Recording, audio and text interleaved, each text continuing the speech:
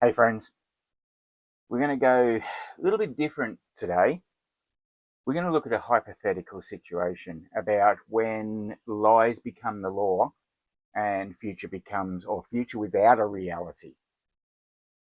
And I'll explain why at the very end of this video. So make sure you just watch it through and sort of listen to my reasoning for this after. So, okay, I want you to imagine a world not where people occasionally lie, not where politicians spin the truth sort of very rarely, but where lying is the foundation of society, where every person in power, every politician, every teacher, every news anchor, every judge, every police chief was raised to believe that deception isn't wrong, but rather it's necessary. Imagine a future where truth is considered dangerous and where reality itself is treated like a threat. Now, in this world, children aren't taught honesty. They're taught narrative compliance. From kindergarten, they're rewarded for repeating what they're told, even when their own eyes contradict it. Because children are smart, they pick up anything. But they just don't know yet what's right and what's wrong. And they're being taught, let's say in this hypothetical world or hypothetical time, they're being taught that or rewarded for what they're being told, not what they actually think. A teacher holds up a red ball and says, "This is blue." And maybe one child hesitates, another repeats confidently, "It's blue." The second child who said it's blue gets praise. The first child who hesitated gets a note sent home for cognitive defiance. Over time, the lesson becomes clear. Reality doesn't matter, authority does. Let's go one step further and look at law enforcement in this hypothetical world. In the future I'm talking about, law enforcement doesn't investigate facts. They enforce the perception. An officer pulls someone over, says, "You were speeding." "But officer, I wasn't." "The report says you were." "But there is no report." The officer smiles at you and says, "There is now." Now, cameras exist, but footage is being reinterpreted. Evidence exists, but it's being reframed to suit the narrative. If you insist on what is actually happened, you're not defending yourself. You're undermining public trust. And that becomes a crime. The charge isn't resisting arrest, it's reality extremism. We're hearing that word a lot lately, extremism. Now, let's jump over to the classroom, because this is where this hypothetical world could have a big problem. Teachers no longer teach math as 2 plus 2 equals 4. They teach instead 2 plus 2 equals whatever supports social stability. A student raises his hand. "But the numbers don't add up, miss." The teacher gently replies, "Math is evolving." And if the student persists, they're then sent to perspective adjustment sessions, re-education, in other words. And by high school, students learn the golden rule. You believe what you're told or lose your future. Now, scholarships will then go to the compliant. Careers go to the compliant. The curious, the skeptical, like me, like you maybe, we're flagged instead. And then we look at the highest order, the politics. Now, politicians don't promise truth. They promise consistency in the lie. Debates are no longer about facts, they're about which version of unreality feels the safest. One candidate may openly state, "Yes, what I said last year contradicts what I'm saying now, but that's progress." And the crowd applauds it. Why? Because everyone has accepted that contradiction is strength. To point it out is anti-social destabilization. And election results may be accurate, because accuracy is whatever that the authorities declare. The polling numbers are verified by the same institutions being polled. Truth is circular, and power confirms itself. Now, imagine something deeper. foundational, biological reality itself becoming optional. If someone states a basic observable fact, something that's measurable by science, testable, they are told it's harmful. If they refuse to retract it, they lose their job, they lose their position, their livelihood. Their bank flags them for misinformation risks. Their friends then distance themselves, not because they disagree, but because association is dangerous. Guilt by association. Reality isn't debated, it's criminalized. And here's the terrifying part of this. Most people don't even believe the lie. They just comply in order to survive. Then I want to come to the media machine of this hypothetical world. News won't report events. It creates emotional outcome. If a building collapses, the narrative is released before the dust even settles, and the footage is edited. The timelines are rearranged.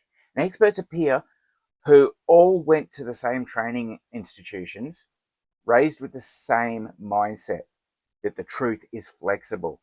And if you compare clips and notice inconsistencies, you're told you're paranoid, you're a conspiracy theorist. And then isolation becomes a tool. The more you trust your own senses, your own brain, the more alone you become. And that brings social consequences. Friendships fracture. Families whisper instead of speaking openly to each other. People rehearse conversations in their heads before talking, not because they're unsure of the facts, but because they're unsure which version of reality is currently permitted in society. And then trust erodes, not just in the government, not just in our institutions, but in each other, person to person. Because if lying becomes normal, how do you know anyone means anything they say? The marriage vows may be flexible. The contracts, interpretive. Medical diagnosis, narrative-based. You go to the doctor with a broken arm. The scans clearly show a fracture, but the official statement reads structural divergence. Treatment depends on whether acknowledging a break aligns with the broader messaging goals. Your pain then becomes political, and we hit a breaking point. Here's what really makes this hypothetical world terrifying. Nothing collapses dramatically. There is no apocalypse. There's no explosion, just a slow erosion of shared reality. When no one believes in objective truth anymore, two things happen. Power becomes absolute, and fear becomes normal. Because if reality can be rewritten at any moment, you have no ground to stand on, no solid ground to stand on. You've got no defense, no appeal, no anchor. And eventually, even those in power come to not trust each other. And when everyone lies by default, every bit of loyalty disappears. Suspicion infects the top as much as the bottom. And the entire system rests on the foundation that doesn't really exist. So, as I said, this is a hypothetical world, but it raises a chilling question. What happens to a civilization when truth is no longer sacred? When children are taught compliance over conscience, and when questioning observable reality, biological reality, scientific reality, is treated as violence and hate speech? A society can survive corruption. It can survive incompetence, but it cannot survive the death of truth. Because once reality becomes negotiable, everything else does as well. If we reach a point where lying is virtue and truth is rebellion, the scariest part won't be the punishments that come. It will be how many people quietly accept it. Because when a culture stops believing in reality, it stops believing in everything. And that is how the world ends. And here's the uncomfortable question that lingers after the credits of every movie roll. How far away is this really? When people lose jobs over a word, it's happening now. When someone can be investigated, fined, or socially erased for refusing to use language they believe contradicts biological reality. It's happening now. When disagreement is labelled harm and harm is redefined as violence, it's happening now. When social mobs decide guilt before facts are even examined, it's definitely happening now.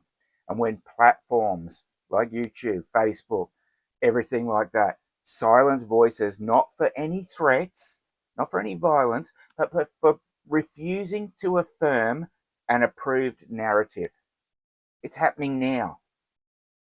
You are starting to see the flickers, not the full dystopia, not the total collapse, but just the little tremors that we are headed towards this hypothetical world.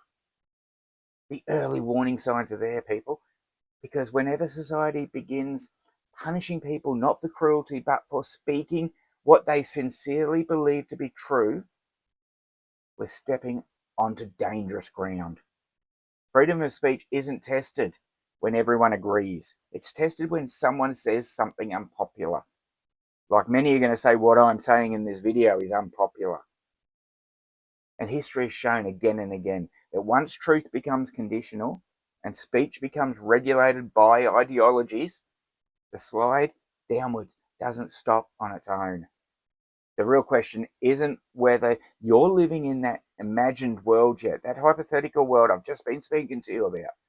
It's whether we have the courage as society, as intelligent human beings, to recognize the warning signs and defend reality while we still can.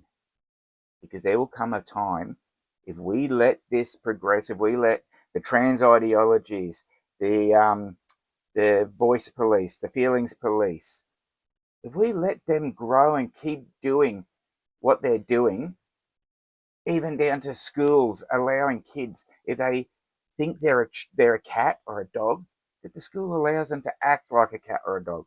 We need to stop that. We need to defend reality right now while we still can. Otherwise, everything's lost. You're lost. I'm lost. Well, I'm not lost. I have my faith. But reality, society as we know it, is lost. And it's going that way now. We need to stop it. I'm Brian. This is Voice in the Wilderness Australia. If you like this video, please hit the like button, hit the share, hit the comment, and subscribe to the channel, because YouTube is doing everything it can, and I believe through the E-Safety Commission, doing everything they can to stop me speaking out about the government. And these videos need to get out so people hear what's going on. Like my last video I just did about the ASIO laws and how you can be pulled off the street for up to a week and not allowed to tell your partner where you've been or what you've been doing. Otherwise, you might end up in jail for 5 years. Go and check it out. I'll put a link up the top. Anyway, my friends, as I said, I'm Brian. This is Voice in the Wilderness Australia. Support this channel if you want to keep hearing the truths about what's happening. Bless you.